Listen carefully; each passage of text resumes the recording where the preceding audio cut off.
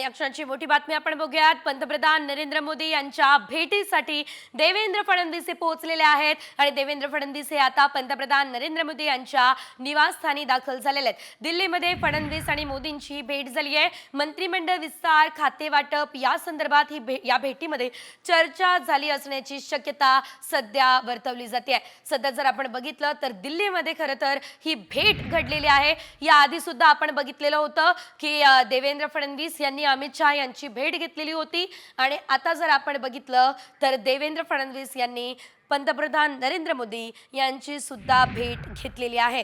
त्या दरम्यानची आपण ही दृश्य पाहतोय। पंतप्रधान नरेंद्र मोदी यांना छत्रपती शिवाजी महाराज यांची ही प्रतिमा सुद्धा देवेंद्र फडणवीस यांनी भेट म्हणून दिलेली आहे आणि यावेळेस पंतप्रधान नरेंद्र मोदी यांचं या ठिकाणी त्यांना अभिनंदन केलेलं आहे।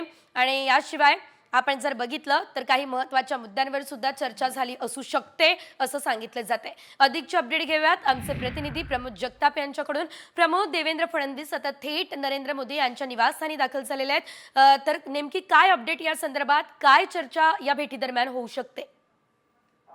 साधारणतः 15 ते 20 मिनिटांपूर्वी राज्याचे मुख्यमंत्री देवेंद्र फडणवीस हे पंतप्रधान नरेंद्र मोदी यांच्या 7 लोककल्याण मार्ग या निवासस्थानी जे आहेत ते पोहोचलेले आहेत आणि त्यांनी पंतप्रधान नरेंद्र मोदी यांची सदिच्छा भेट घेतलेली आहे। त्यांच्या कार्यालयाकडनं सांगितलं गेलेलं आहे की ही सदिच्छा भेट आहे। असं असताना देवेंद्र फडणवीस यांच्याकडनं छत्रपती शिवाजी महाराज यांची एक मूर्ती जी आहे ती पंतप्रधान नरेंद्र मोदी यांना भेट दिल्याची देखील दृश्य समोर आलेली आहेत। ही सदिच्छा भेट आहे असं जरी सांगितलं जात असलं तरी राज्यामध्ये भारतीय जनता पार्टी आणि महायुतीच्या सरकारला ज्या पद्धतीने यश मिळालेलं आहे त्या सगळ्या अनुषंगाने या भेटीमध्ये देखील चर्चा होण्याची शक्यता आहे। राज्याच्या मंत्रिमंडळाचा विस्तार अद्यापपर्यंत झालेला नाहीये। फक्त मुख्यमंत्री आणि 2 उपमुख्यमंत्री यांनी आतापर्यंत शपथ घेतलेली आहे। त्यामुळे इतर मंत्रिमंडळामध्ये नेमकं कोणतं स्थान असावं या अनुषंगाने देखील या 2 प्रमुख नेत्यांमध्ये चर्चा होऊ शकते। सोबतच राज्याची आगामी दिशा काय असावी, राज्य पुढे घेऊन जाताना केंद्राचं सहकार्य कशा पद्धतीने राहील या सगळ्या अनुषंगाने देखील या 2 प्रमुख नेत्यांमध्ये या भेटीमध्ये चर्चा होऊ शकते।